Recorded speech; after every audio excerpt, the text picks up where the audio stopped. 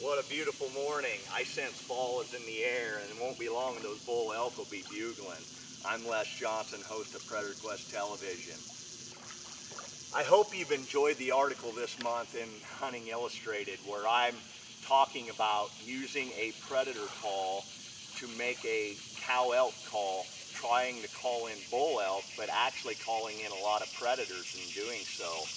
This is my Ruffidawg Jr. call, and I've called in a lot of bull elk with this call, just trying to mimic the sound of a cow elk. But in doing so, I've actually called in a lot of predators as well when I'm out there hunting big game species in the mountains. Some of the animals I have called in with the cow elk call are mountain lion and coyotes. So I'm going to demonstrate how I'm making these sounds, what I'm sounding like, and how you can go about making the sound. To start off, I'm going to show you what a cow elk sounds like. I'm just going to be sharply blowing air through this call with an open reed like a saxophone or a clarinet. I'm able to manipulate this reed to get it to make different sounds. I'm going to huff air through and just go I'm going to do a sharp blast of air through it, and I'm going to back that air off as it's going through the call. So here's what a cow elk sounds like.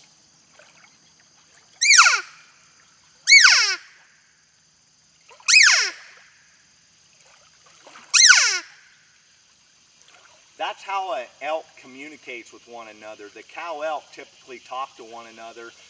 They let each other know where they're at. Perhaps if they're in a little bit of a predicament, they'll let another elk know what's going on, and maybe another elk will come check them out.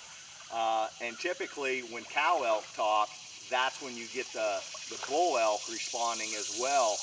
They can hear the cows, so they'll bugle oftentimes to let that cow know that they're over there, they're interested. Why don't you come over here and be with me? And she's saying, no, I don't want to go over there. Why don't you come over here and see me?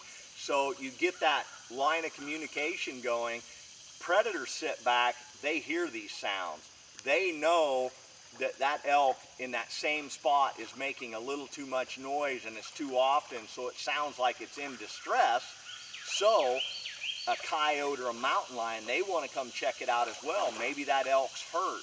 Maybe it can't get up. Maybe it's stuck in some rocks. Maybe it's stuck in some between a couple trees for some odd reason. Again, we're going to huff air through it.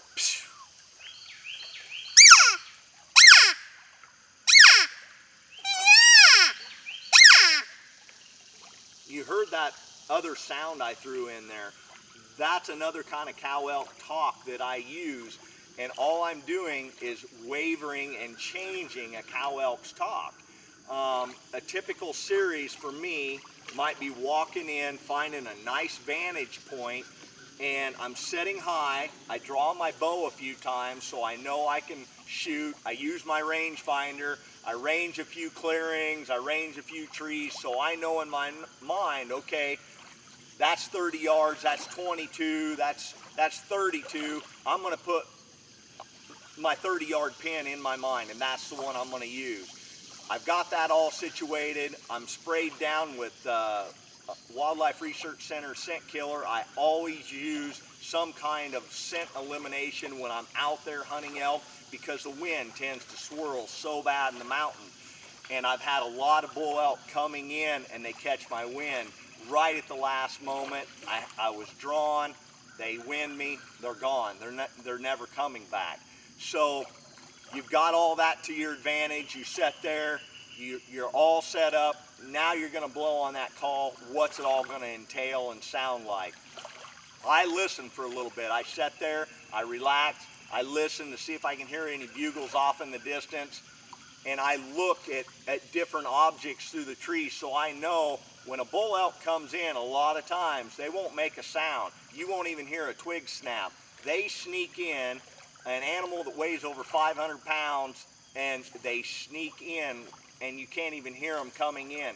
So I look through the trees. I try to find little blobs and make sure that everything's accounted for. So when I'm sitting there waiting for an elk, I can sense if anything is actually out there. I'm set up, the wind is in my face, my arrow's knocked, I'm sitting there. Okay, now it's time to call what kind of sequence am I going to make. I'm going to start off just doing something like this.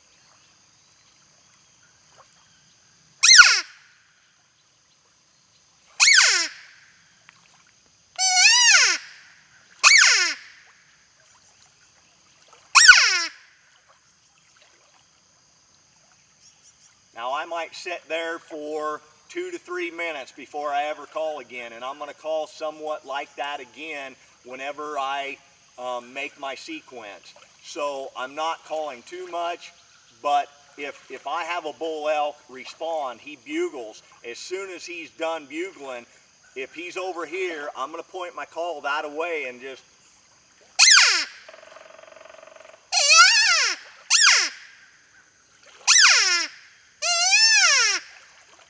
I want to let him know that I heard him. Now I'm trying to draw him in, so I'm making those other kinds of sounds.